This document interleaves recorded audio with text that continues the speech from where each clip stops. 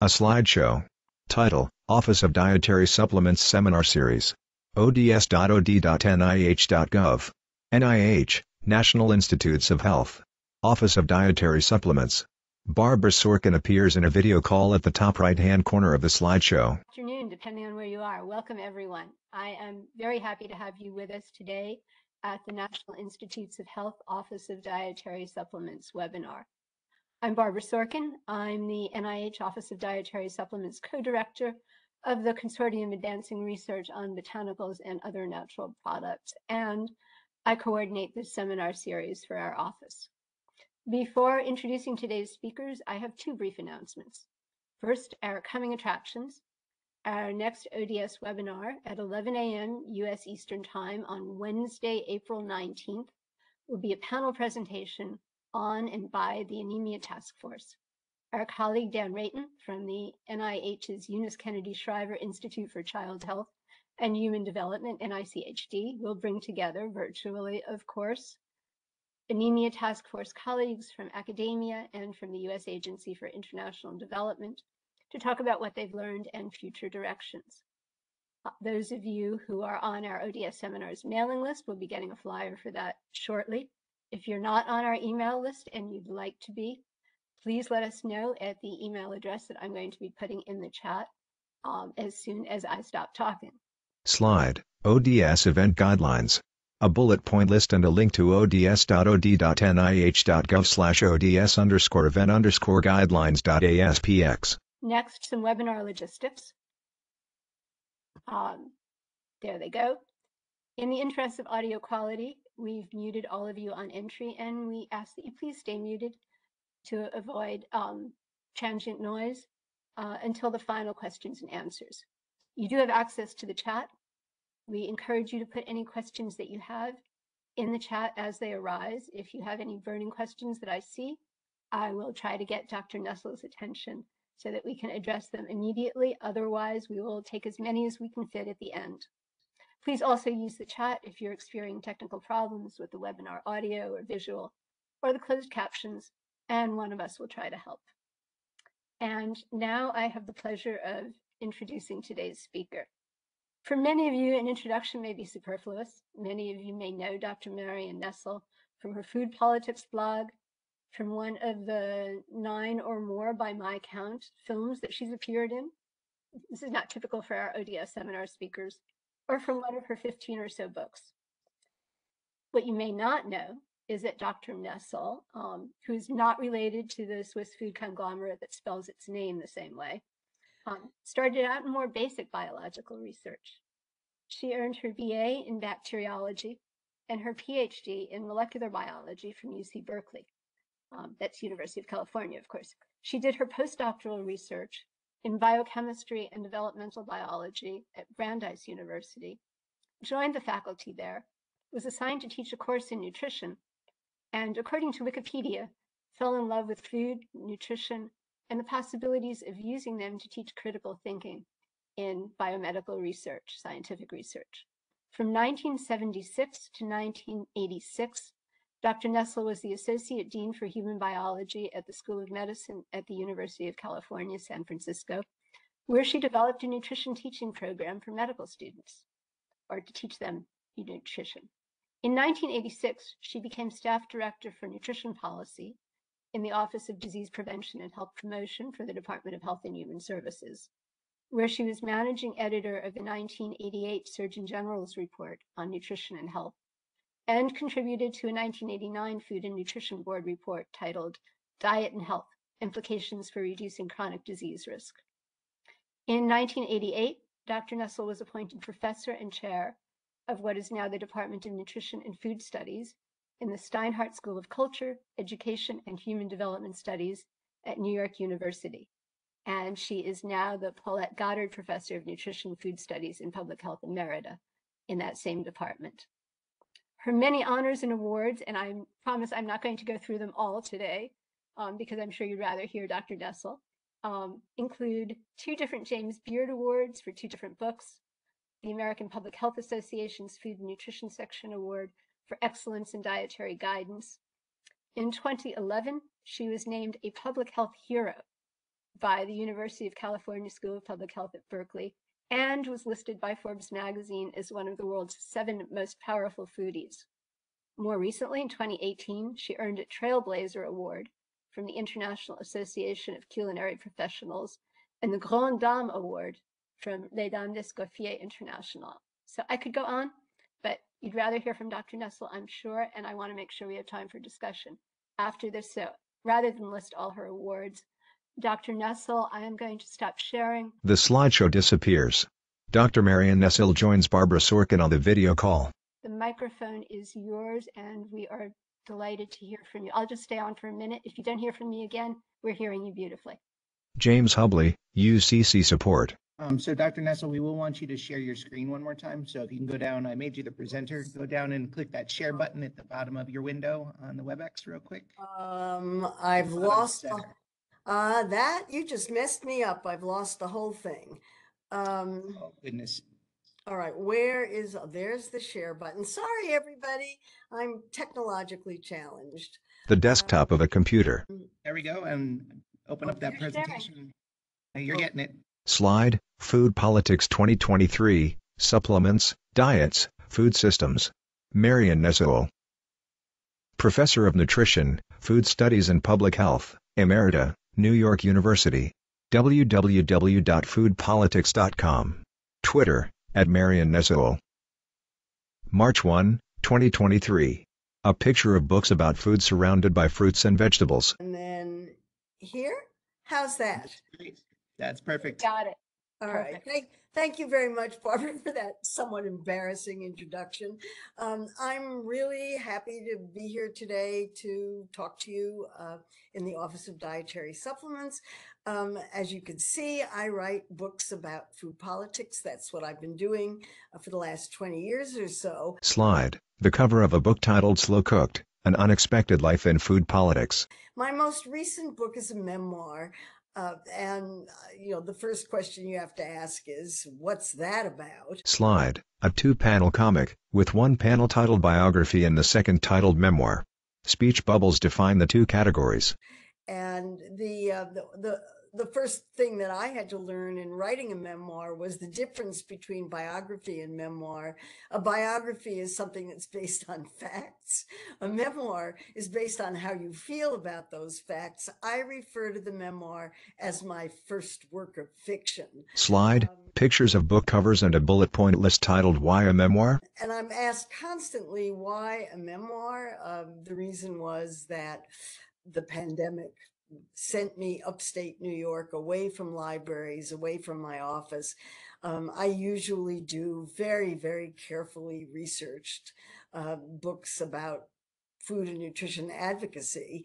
And I thought, well, I'm stuck upstate. I can't get into any of my research materials. Maybe it's time to try to address the questions that I'm constantly asked. How did I get into this? Why do I do what I do? When did I get interested in food? That entire variety of questions. And that's what I tried to do in the book. And by the time I was done with it, I realized that it illustrated any number of themes. One of them, the effects of childhood into adulthood. I was a woman in science in the 70s and 80s. I have a lot to say about what happened during that period. I talk a lot about what it took to overcome a lot of the barriers that I faced, the value of persistence, and the value of holding values throughout my career. So I just want to mention that because that's the commercial. Anyway, I hope that you'll consider reading it and enjoy it. Slide, should you take dietary supplements?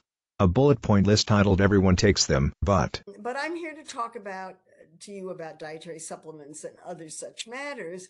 And I have to say right off the bat that I am a dietary supplement skeptic. And the reason for that is your fault. I read your website. And here's what I find on your website. Everybody takes dietary supplements, but Most people don't need them. They have side effects. There's not much evidence for benefit. They need a lot more study. If you're going to use them, you need to use them with caution. The FDA doesn't regulate them. And I think you make a very strong case for all of that. So I'm a supplement skeptic. Slide, a picture of bottles of supplements on the shelves of a store. I went to one of the things about supplements that just absolutely fascinates me these days is they've now become sugar sweetened foods. You can buy any supplement in the form of a gummy these days. And there are gummies for kids, not only for kids, there are gummies for adults, there are gummies for men, there are gummies for women, there are gummies for sleep, there's gummies for digestive disorders, there are gummies for absolutely everything. Slide, a picture of bottles of gummies, popcorn, and other products on shelves. Text, Hempt, Bleecker Street, 22623. And while I was wandering around in CVS looking at what all the gummies were, I happened to walk by one of the new pot stores in Manhattan, of which there are 1,500 illegal pot stores in Manhattan, and they have gummies too, and also candy corn. And the gummies contain either CBD or THC, or amusingly Delta H THC. And I mention that because I think these things are coming your way. Slide, pictures of a storefront, products on shelves, and people waiting in line outside a store. They look like supplements to me.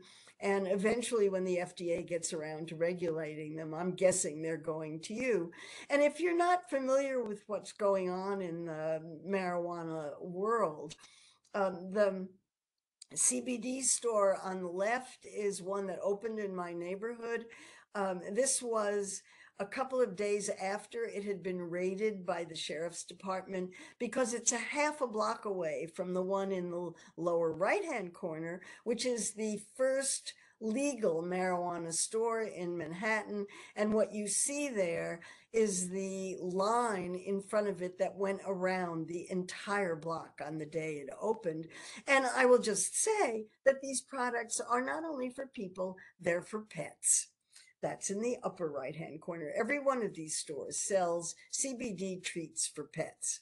Slide, an illustration of a man looking at shelves full of supplements. So where I am on supplements is I think they're largely placebos.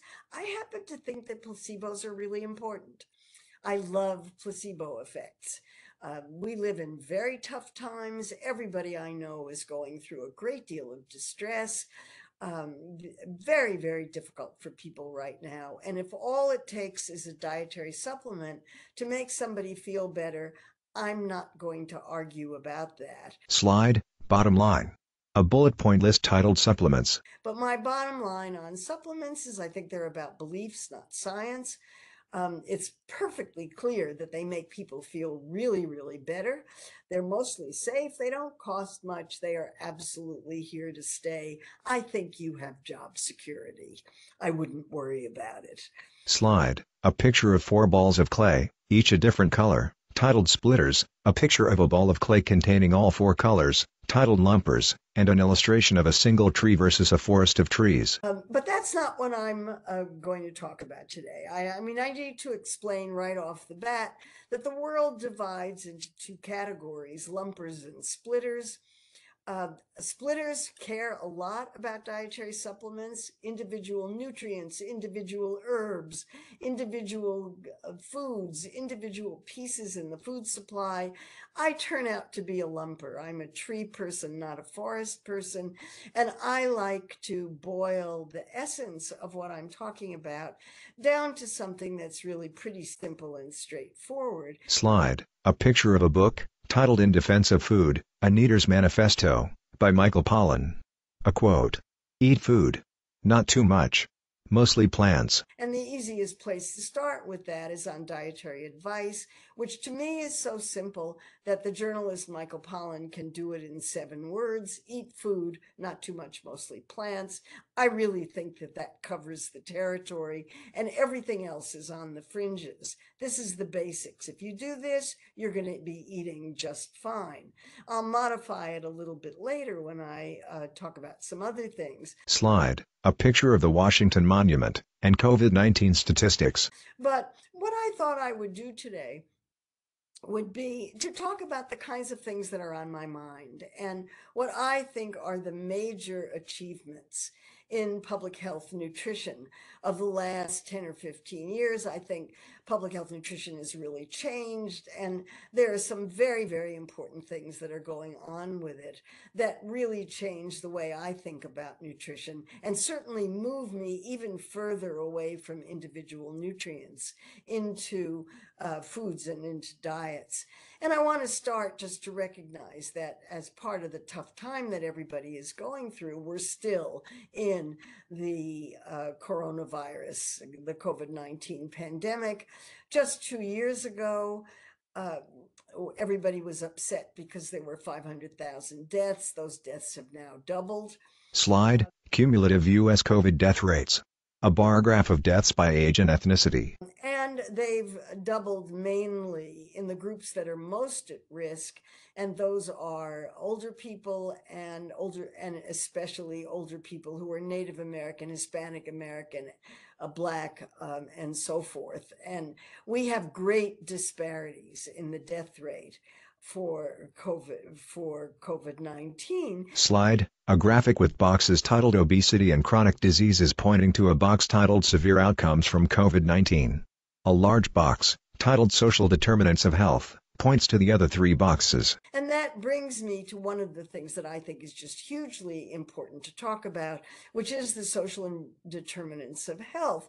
Because once you start thinking about social determinants of health, which include racial and ethnic discrimination, access to health care, location, where people live, how much money they have, how much education they have, what their communities are like, and of course, food, then you're talking about basic causes, what public health people say are root causes of obesity, chronic diseases for which obesity is a risk factor, and severe outcome from COVID-19. And these are all inextricably linked. You can't separate them. You cannot talk about one without talking about the other. Slide, focus on food. A bullet point list titled Politics. And so what I want to do is talk about what I think are the three most important things that have happened in the politics of food, with a focus on food. And that is food systems thinking, which very much involves social and behavioral determinants of health, triple duty diets, and I'll talk about what those are, and the entire concept of ultra-processed foods, which I think is just hugely important. Slide, a graphic titled The Food System, with 6 text boxes in a circular pattern, and a bullet point list titled COVID-19. So let me start with food systems. Food systems, as I'm sure you know, is the term, the buzzword used to describe the connection between agriculture, food, nutrition, and health, how we grow, process, distribute, get, make, and waste food. And the point here is that you can't really understand why people make the food choices they do without understanding how our agricultural system works. Slide, a bar graph titled U.S. Corn Utilization, comparing the uses of corn from the 1980s to 2020, showing ethanol use increasing while food use remains the same. And here's our agricultural system in a corn cob. I really love this slide because it says so much about how our food system works. And what it says is that of the astonishing amount of corn that is produced in the United States, roughly 60% of it goes to feed animals one place or another, 30% of it goes to fuel automobiles, leaving very, very little for human food. Our food system is not based on how to feed people healthfully. It's how to feed animals and how to fuel automobiles. Slide, an illustration titled Our Food Pyramid, with people labeled farmers, fishermen, and agricultural workers holding the pyramid on their shoulders. And it's also based largely on extremely low-wage workers. farmers, fishermen, and agricultural workers, as this particular cartoon shows. Slide. A Newsweek article titled Trump invokes Defense Production Act to force meat plants to stay open during coronavirus outbreak.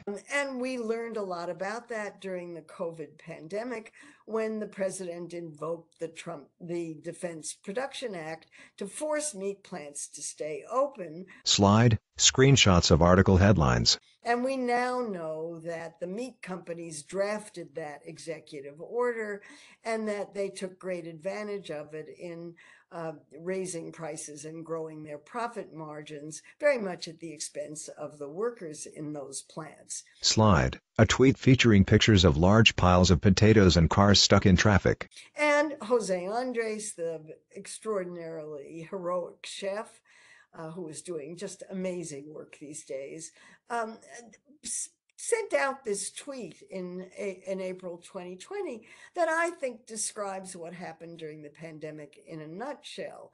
On the one hand, we were destroying food because the supply chains had broken down and there was no way to get that food to people who needed it. And so in this case, it was potatoes that were just being destroyed, while at the same time, people were lined up in automobiles for miles in order to get handouts for food banks. So that's our food system.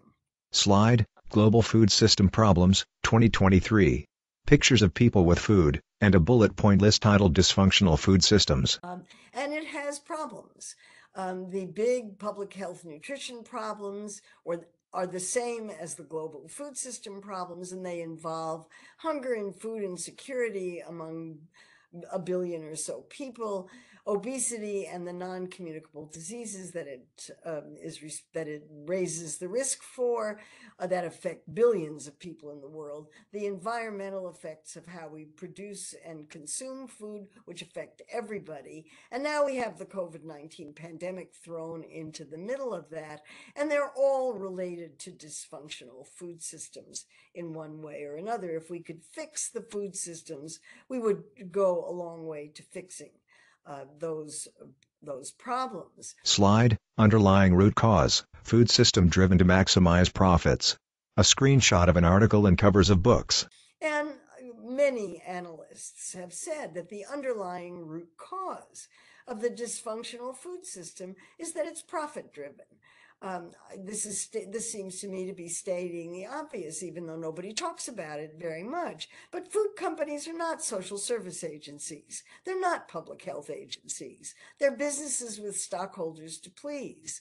And whenever anybody says to them, you've got to make healthier food, if you can't pay for that healthier food, if it's not going to keep the profits as high, they just aren't going to do it because their stockholders won't let them, is what they will tell you straight out. And unfortunately, the healthy foods are the least profitable and the unhealthiest foods are the most profitable. So that's also a basic underlying problem in the food system. Slide. Food systems, triple duty policies.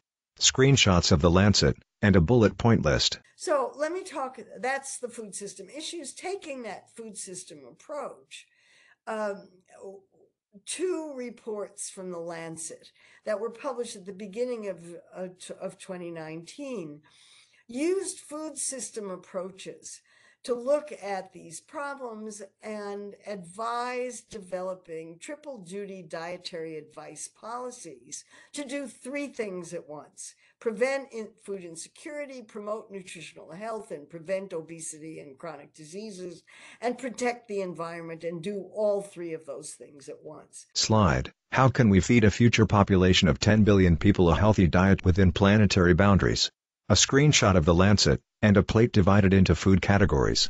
The first of those report was the Eat Lancet report, and it asked a fundamental question.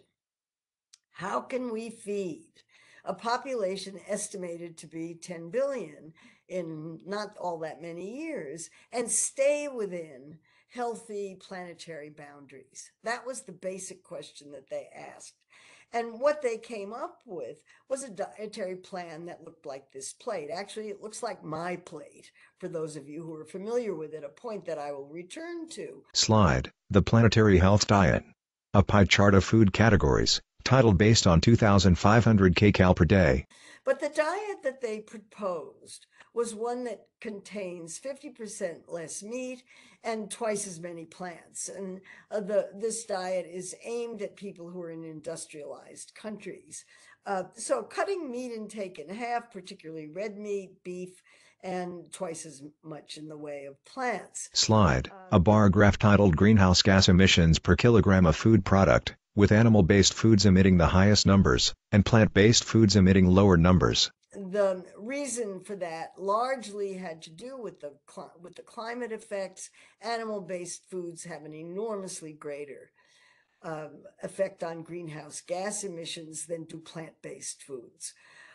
So if you eat more plants and fewer animal foods, you will be creating fewer greenhouse gas emissions. Slide, a graphic of 3 text boxes, titled Obesity/NCDs, Undernutrition, and Climate Change, and a 4th text box pointing to the other 3, titled Triple Duty Action. Well, the triple duty part of it, they showed in this cartoon. If you reduce consumption of red meat, beef, which you could do through taxes or health and environmental labeling or social marketing, you would create healthier diets that would prevent chronic diseases. You would have more land for growing food for people rather than for animals or automobiles, and you would have lower greenhouse gas emissions and would prevent climate change. So that's the point about the triple duty action. Slide, screenshots of articles. As you might expect, the report was met with a great deal of pushback. The meat industry obviously didn't like it, fundamental lack of understanding, criticism, radical, irresponsible. I mean, they had lots and lots of things to say about the Eat Lancet report. But the Eat Lancet report was criticized on other grounds as well. Slide, a bullet point list, and a screenshot of the article's authors, with several names circled. Text, vegans. It was criticized for having a vegan ideology and a first world ideology. It was criticized for being hypocritical, and it was criticized for being impossible to follow.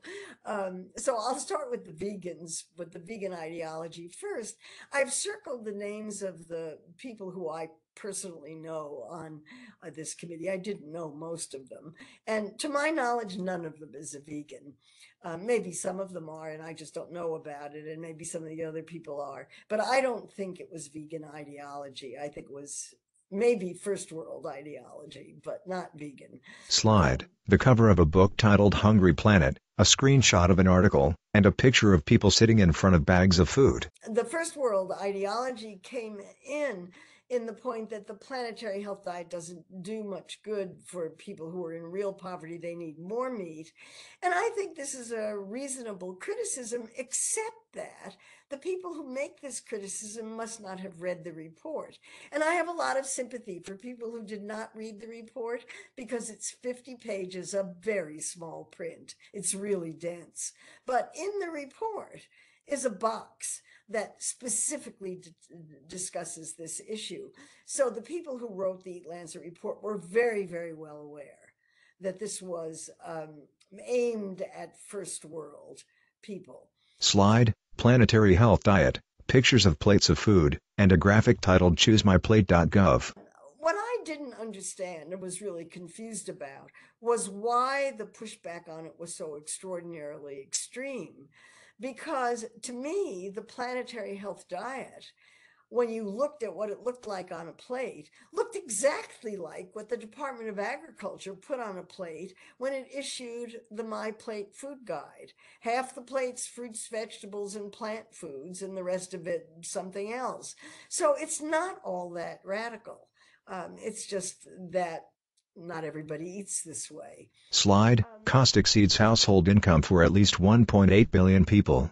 A screenshot of an article and a distribution graph. I did think that one criticism made a lot of sense, and that was that the cost of the planetary health diet would exceed the total income of roughly 2 billion people in the world. And that was shown in this analytical,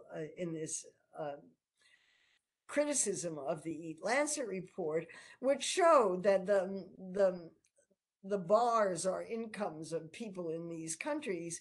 And in places like sub-Saharan Africa and South Asia, it would amount to the total income if you were going to eat healthy foods this way. So this is where policy is really needed, to try to make the cost of healthier foods less expensive than the cost of unhealthier foods.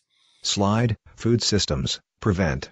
A bullet point list titled Triple Duty, a screenshot of the Lancet, and a circular graphic titled Food System Elements. I actually thought the second report, which was largely ignored, it came out a week after the Lancet report, and it just disappeared in the wake of that report.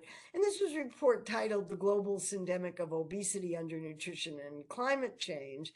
And this report looked at the political issues connected with that, looking at what the politics of triple duty dietary advice might be, again from a food system perspective, and again looking at hunger, obesity, and climate change simultaneously. Slide, Consumptogenic Economic Systems. A bullet point list. And that analysis talked about one of the barriers to achieving a diet that was healthier were consumptogenic economic systems. That's what they called them. I think consumptogenic must be a euphemism for capitalism, but they didn't want to use that word, I guess. And these are economic systems that prioritize corporate economic power, give the power in the economy to corporations, promote privatization of what used to be public goods, externalize the health and environmental costs of the food system, and neglect the risks of allowing corporations to have that much power. Slide, Policy Inertia. A bullet point list. And their analysis continued to say that the reason we have this situation is because of what they called policy inertia, with policy inertia being due to weak governance, governments captured by corporations, powerful food industry opposition to public health measures, and weak civic demand for doing anything about either one of those. Slide, a screenshot of an article from The Lancet, and a quote. In order to change that, that Lancet Commission argued that a transformative social movement was needed to overcome the policy inertia and to try to get healthier diets that would be better for people and for the planet. I think an extraordinarily important report. I had never seen this kind of an analysis in a major medical journal before. I think it was just hugely important. Maybe these are the two most important political food politics papers published. I like to use hyperbole, in decades. Slide, Roadmap for Food Industry Regulation. A bullet point list. So one of the things that the Global Syndemic Report did was to issue a roadmap for food industry regulation that included such suggestions as stopping subsidies and tax breaks for food corporations, requiring them to pay for cleaning up the Gulf of Mexico and for the health costs that are associated with unhealthy foods, for just stopping the food industry from opposing public health measures, keeping them out of it, keeping them out of public policy, arguing that the food industry should not have a seat at the table when public policy issues are discussed, controlling their conflicts of interest, requiring them to declare where their political donations are going and make those public, and holding corporations accountable for the harm that they're causing. Again, a very, very strong statement, something I have never seen in any other kind of statement in a major medical journal, even a European one. The Lancet is British. She returns to a previous slide, with a graphic of 4 text boxes. Again, triple duty action. If you restricted commercial influences, you would reduce the opposition to public health policies, you would reduce corruption and would be able to spend a lot more effort on reducing policy, and you would reduce the opposition to climate change. a really interesting way of thinking about it that I think deserves much, much more attention than it got. Slide, a screenshot of an article, and a quote. And then the final criticism of the Eat Lancet report was, I tried it, I couldn't do it, nobody can do it. And that brings me to the third really important advance in nutrition that I think has happened in the last decades, and that is the concept of ultra-processed foods. Slide, screenshots of articles. Ultra-processed foods are linked to premature and preventable death. There are now roughly 1,000 studies that make that association. Slide, ultra-processed foods. Screenshots of articles. Ultra-processed foods are a relatively new concept. They was set forth in 2009 by Carlos Monteiro, who's a professor of public health at the University of Sao Paulo in Brazil, and his colleagues. And they invented something called the NOVA classification. I wish it wasn't called that because NOVA doesn't stand for anything. But they suggested the concept of ultra-processed foods and defined it. Slide, a table with 2 columns, titled Food Groups and Examples, with 4 rows. And their definition divided foods, the NOVA classification divides foods into 4 categories: unprocessed or minimally processed foods, ingredients that are used in culinary preparations, foods that are processed. All foods are processed, but these are processed or minimally processed, and those are all food. We're not worried about those.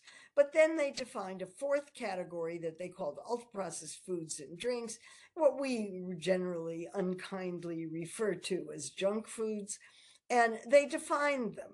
Slide, a bullet point list and a screenshot of an article. And the definition is a complicated one, and if you get really detailed about it, there are exceptions to it, but basically it's pretty easy to understand. These are foods that are industrially produced and have no evident relationship to the food that they came from. You can't tell by looking at them what foods went into them. They cannot be made in home kitchens. That's actually my shorthand definition of ultra-processed foods. If you can't make it at home, it's ultra-processed. And they have a lot of color, flavor, and texture additives. They usually also have a great deal of added salt, sugar, or fat, but salt, sugar, and fats are culinary ingredients. And so they don't necessarily make a food ultra-processed. Slide, pictures of corn on the cob, a can of corn, and a bag of corn chips. The easiest way to think about it is that corn is minimally processed, canned corn is processed, and Doritos are ultra-processed. A very easy way to tell the difference. Slide, 6 systematic reviews on food processing and health outcomes published in 2020. A bullet point list titled Associated Risk, and screenshots of articles. And of course, the importance of it is the associated risk. In 2020 alone, and there have been several since, there were 6 systematic reviews that found strong associations of consumption of ultra-processed foods, and most estimates say that 60% of most people's calories in America come from ultra-processed foods. 60%, it's a lot. Associated risk of obesity, type 2 diabetes, heart disease, and overall mortality. Slide, why 21st century capitalism loves ultra-processed food. A bullet point list.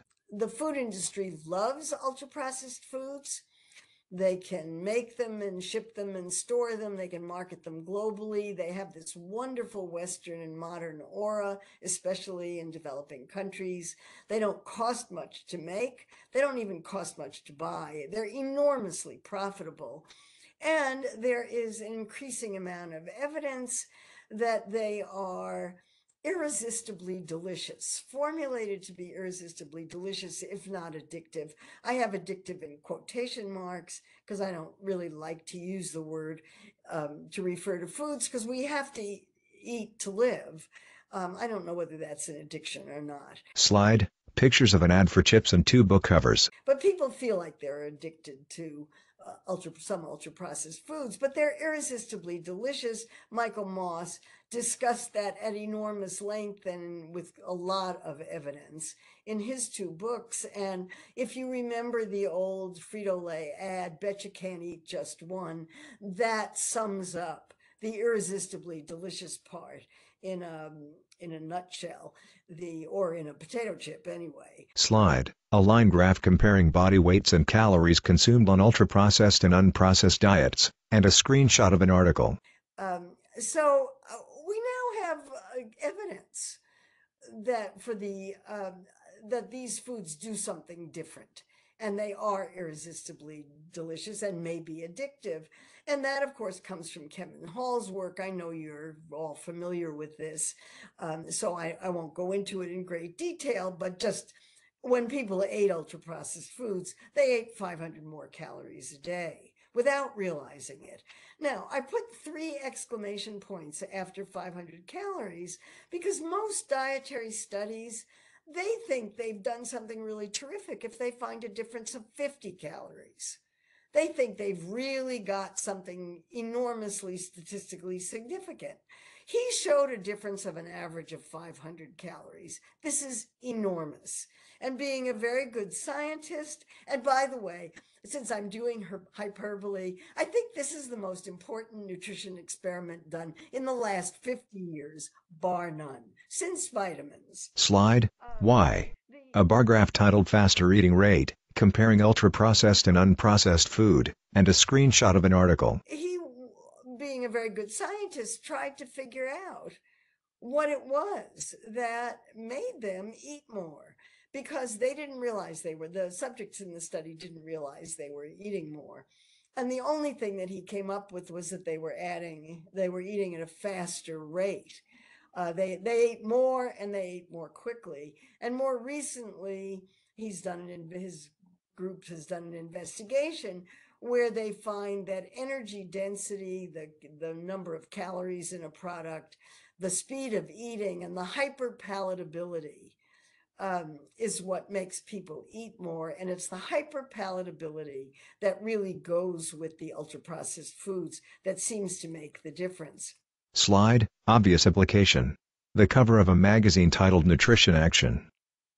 So the obvious implication of that is to minimize intake of ultra-processed foods.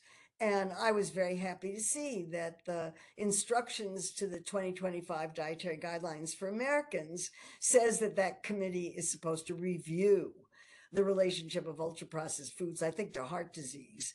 But I think it'll be very interesting to see what they come up with. Slide, an illustration of a pea plant and a quote. So this requires then a modification of Michael Pollan's 7-word haiku. When it says eat food, by food he means everything except ultra-processed foods, is what we have to say there. Slide, screenshots of articles. So what makes me really uncomfortable is that this is the opposite. Remember, I'm a lumper. And as a lumper, I'm very uncomfortable with the direction that nutrition science is taking right now, which is increasingly to splitterdom. We now have precision nutrition as the NIH's imprimatur on where nutrition research is going. The food industry is extremely interested in precision nutrition because if you deal with nutrients in foods, it's really easy to make foods that will do whatever your nutritional standards turn out to be. And the guiding principles for personal nutrition were funded by the International Life Sciences Institute, which now has another name, but it's a very well-established food industry front group. Slide, covers of journals and magazines. And the whole Food as Medicine initiative, which is coming out of various colleges, out of the Aspen Institute, and even out of the White House Conference on Hunger that took place late last year. There's a big push towards food as medicine. And I just saw an article in Progressive Grocer, which is a magazine for retailers, and it says food is medicine, as medicine is the biggest retail opportunity you have ever seen. All you have to do is expand your supplement sections. Again, lumpers versus splitters. So as I said, when I started out, I think supplements are here to stay. And the Food is Medicine initiative, which by the way was explained to me as something that plays very well with Congress, is here to stay, and therefore supplements are here to stay, and therefore you have job security. Slide, an illustration of a woman holding an oversized fork, with a sign on the top that says, "Vote." Posters that say "Eat, Drink, Vote," and occupy the food system. So that's what I have to say about supplements and where we are with nutrition right now. My own work I think of as being very much focused on advocacy. I'm very, very interested in making sure that people eat as healthfully as possible. I put that under the heading of vote with your fork. But I also think everybody needs to understand the politics behind this, and that's where vote with your vote comes in. Slide, the cover of Marion's memoir, Slow Cooked, An Unexpected Life in Food Politics, and a picture of her sitting at a table. And I will stop here and just say that I'm showing this so that you can see that I haven't changed a bit. And I'm very, very happy to have had the opportunity to talk to you and to share these remarks with you today. And I'm looking forward to hearing your reaction. Thanks very much. The slideshow disappears. Barbara Sorkin rejoins the video call. Marion, thank you so very much for that. I love your outspokenness. And I love I have that. tenure. Oh, look at all those clapping hands. Can you see them? No. So yes, there are lots of clapping hands, and there is some pushback. And as you may have imagined, and I'm going to stop with a comment/question from Duffy Makai, who you probably know. His comment/question is, I guess it's a comment. Food and Drug Administration does not regulate supplements, but has clear processes for regulatory oversight, including rules, guidelines, notices, inspections, warnings for bad actors. So could you better characterize what you meant about not being regulated? Because of course, I'm sure having been in the government, you're aware that there are regulations in dietary supplement health and education. Well, you created the Office of Dietary Supplements at NIH. You may call them regulations. I do not. I think they're unregulated. And that's because of the Dietary Supplement Health and Education Act of 1994, which essentially took the FDA out of the supplement management regulation category, although it does get involved when there are egregious problems with supplements, but otherwise stays out of it and keeps hands off. And the result of that is that everybody, as you very well know, you don't know what's in supplements. Supplements can say pretty much anything they want about what good they do, as long as they carefully avoid the wording that the FDA doesn't like. I think they need to be regulated more, and I think that CBD needs to be regulated more, and I think we'll get that eventually. That's my prediction. And Amy Sapola said, how can you say that they are not science-based? Of course, we at the ODS with colleagues around the NIH and across the country and the globe do support a lot of research on dietary supplements. Yeah, I think you're aware of that. So. Yeah, I think there's been a lot of dietary supplement research, and it usually shows that they don't do much. They don't make healthy people healthier. That's the way I would put it. I mean, they're great for people who have nutrition deficiencies, but to try to demonstrate that a supplement makes a healthy person healthier is very, very difficult to do, and it hasn't been done very much.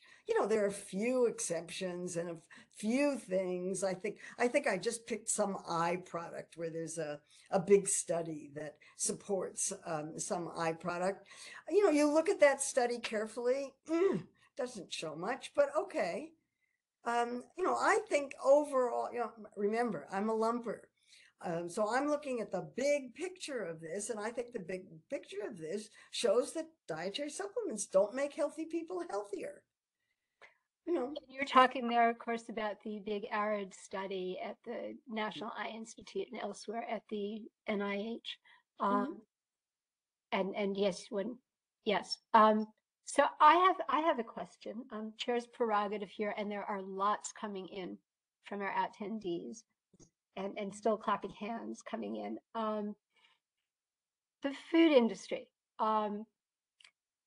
If the subsidies and the tax breaks were not there for what becomes ultra processed food, for the so-called commodity crops, would they still be substantially cheaper than fruits and vegetables to produce? And to is it the transportation that makes it more expensive to get fresh fruits and vegetables to people, and the centralization of the industry? well, fruits and vegetables. Is it inherently, are fruits and vegetables inherently more expensive? Yeah, fruits and vegetables are inherently more expensive because they spoil. You know, they have to be kept cold. They have to be kept really cold, and they have to be very carefully attended to during the transportation. But it's not only the subsidies. It's things like, the marketing expenses deducted as business expenses, that kind of thing. But that's not inherent in the product. It's not inherent in the product, but it makes it means that billions of dollars can go into advertising and marketing, which fruit and vegetable producers can't afford to do. So the system is rigged in favor of processed foods, and people love them. I mean, there is that, there's, the food and the processed food makers will tell you, we're not forcing people to eat our products, but they go to a lot of trouble to make them irresistibly delicious. I don't like to use the word addictive, irresistibly delicious. You sit in front of a bag of potato chips. Really, you can't eat, maybe you can, I can't eat just one. I love ultra processed foods. I just try not to eat them in very large amounts. And I try not to make it 60% of my calories. But I think for a lot of people, it's very difficult to avoid them, and they are cheaper. And they have more calories. And if you're hungry, you want calories. Yeah, and we all love. I mean, we have built-in drives to get calories and salt, and fat.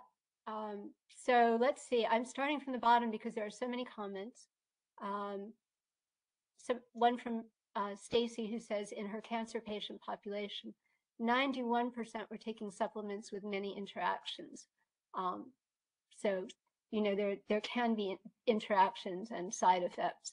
And maybe this is where I get to push back. Well, no, you answered this question. Of course, there is research, and the research is not showing clinically significant benefits in people who are healthy, was what you said. And I'm not going to push back against that. Let's see. Can I say something about cancer? Please.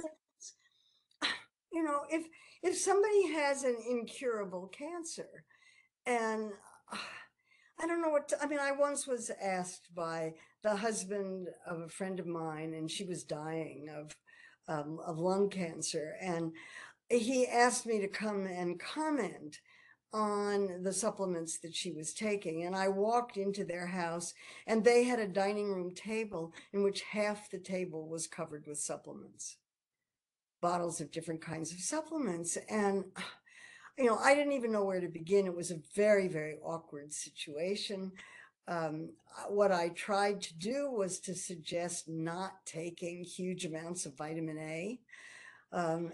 Huge amounts of fat soluble vitamins, but there was no point in even discussing it, because they had gone to some healer who had said that these things would cure her cancer, and there was nothing I could do or say in that. These are belief systems that don't have anything to do with evidence. And I don't want to argue with people about belief systems, because those belief systems could have a very powerful healing effect. In her case, it didn't work.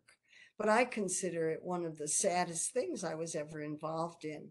So I'm not very comfortable with large numbers of supplements for cancer patients. Yeah. They have many cancer patients have enough trouble consuming food. Right. Without trying to swallow a lot of supplements, or perhaps that's why they're taking the supplements to try to make up for that. Let's see, I had a question that just slid off my screen. And perhaps, so here's a question from Peter. With the overall direction of nutrition worldwide, and especially in first world countries, processed foods and less transparency, he says, gaining momentum, other than individually voting with our forks, what can we or anyone do to substantially disrupt the current system? Well, I think you need, I say run for office. No, I mean, that's my answer to that. You have to have political power. And the question is, how do you get political power? Well, you do that by electing officials who reflect the kinds of belief systems that you have. You do that by taking jobs in agencies where you might have some power over how the system works. You try to get together with groups. You do basic fundamental advocacy. That's what I try to teach students in the teaching that I do and in the lectures that I give, is that there are ways of doing advocacy that are likely to be more effective than other ways. And certainly the people who are in power have used that, and you have to do what they've done. You got to do that. And, for our students my students don't want to be in politics. They think it's dirty. But I think the politics is very important. It's the only way that you get power in this society, and also difficult. So maybe not grassroots, but fruit tree roots and tomato plant roots. All kinds, anything that you can do from the bottom up or the top down. Join local school boards. If you want to change school lunches, join the school board. That brings a question that I wanted to ask. And this comes back to your lumper versus splitter question. And, I've often thought about Michael Pollan's 7 words. Why do we need all these regulations on individual vitamins and minerals when we know the answer is to eat food, a variety of colors. And what keeps coming back to me is, if you give people who are serving institutionalized meals like schools or prisons, or nursing homes, if you give them, do they have, right now, do they have to feed people nutritious diets? Are there any requirements for what they feed people? And how would where would your RDAs come from if you didn't break it down, if you didn't split it out into individual nutrients? Well, you could do food groups. You could say this number of portions of meat, dairy, vegetables, fruits. You could do a My Plate and talk about ketchup a vegetable. Well, I wouldn't say so. But that, that gets, so that there are always going to be things on the margin, and the food companies that are making profits off of school food are always going to find ways to get around whatever the Department of Agriculture tries to do in the school food rules. But school food is much better than it used to be. And so the rules have some value, even if not every school can implement them as well as some schools implement them better than others. I mean, my impression of school food is that it's very dependent on the individuals who are working in a school and on the specific school district.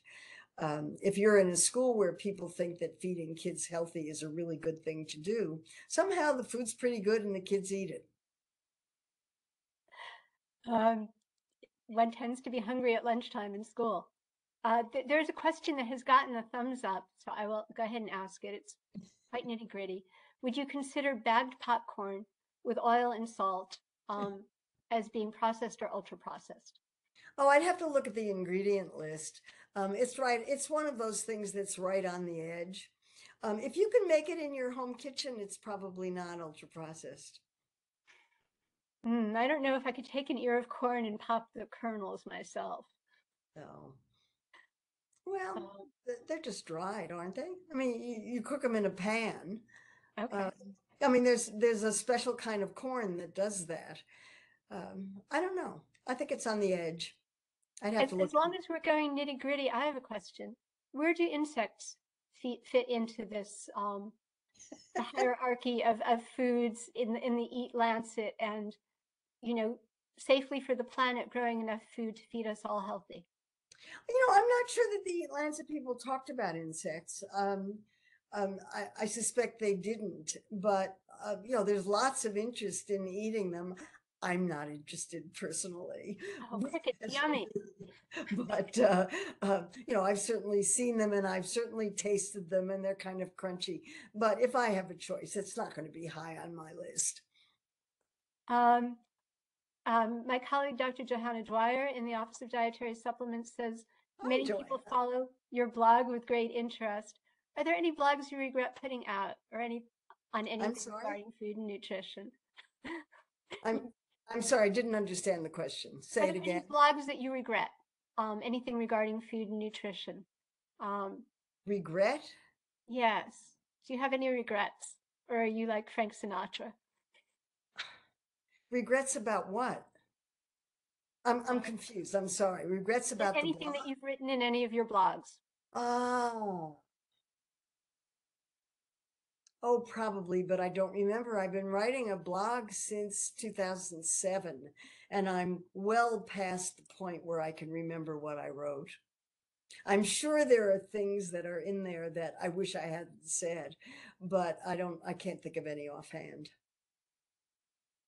Here's one from Duffy Makai. Says that the Centers for Disease Control and Prevention, the CDC, says all women capable of becoming pregnant should supplement with 400 micrograms of folic acid. And the Thyroid Association says to add iodine. Duffy says we need to balance this conversation. Any thoughts about that? Oh, sure. Iodine is the one nutrient where there is clearly a need for supplementation for people who live in geographic areas. It's the one geographic one where if you live in a geographic area where there's no iodine, you need to have iodine supplemented. And folic acid, there's evidence that it prevents neural tube defects. I'm in favor of making sure if people who eat fruits and vegetables ought to be getting enough fruit and vegetable, ought to be getting enough folic acid, but I don't have any objection to folic acid supplementation. And I might add that when you buy salt in the supermarket, if you buy regular salt, it usually has iodine added to it. It's iodized salt. That's not necessarily true of the salt in ultra processed foods. So that's true. Yeah. But iodine is the one clear example where you must have something supplemented if you live in an area that doesn't have it. If not your salt, yeah. And then here's one that you might want to speak to. A comment that it seems that you need to understand what minerals and vitamins your body may be in need of to determine what you need to take in, whether through foods or through dietary supplements. Yeah, now we're into precision nutrition. I'm all for precision nutrition and finding those things out if you've got the money to do it.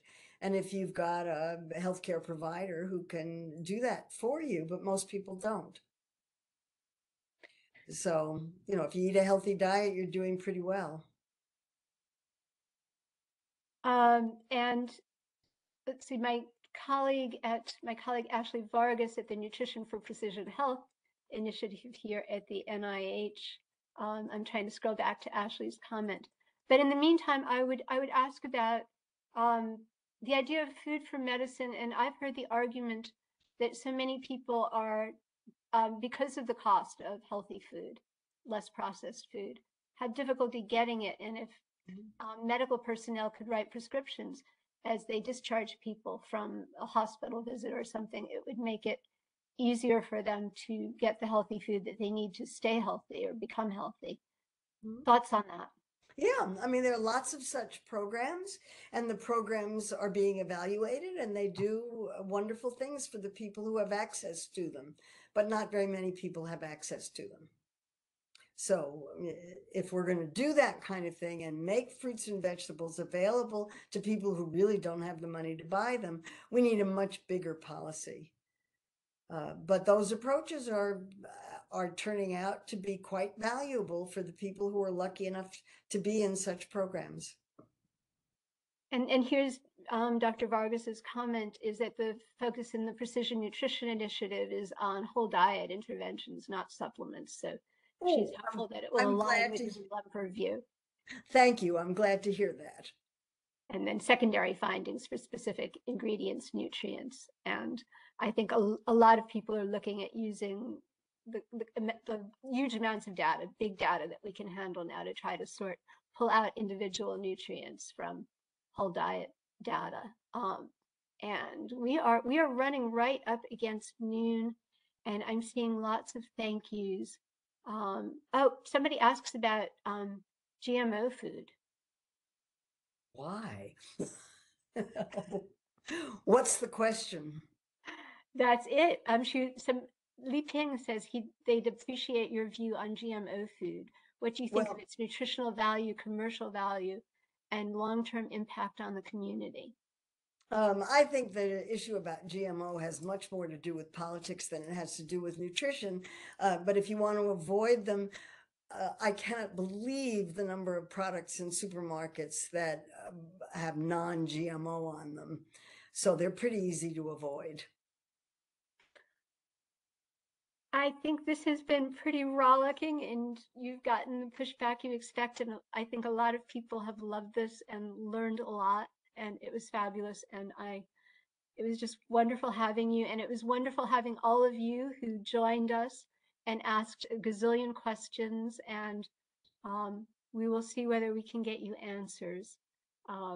So thank you so much, Dr. Nestle, for joining us, for doing this for us. Oh, my pleasure, and I'm sorry I couldn't see the questions or any of the chat. So there are so many. I could have used an assistant trying to keep up with them all. So if you want to summarize it and send it to me, I'll be happy to respond to the questions. Fabulous. Thank you, thank you, thank you, thank you, thank you, all of you online, and we hope to see many of you, if not all of you, next month. They both wave.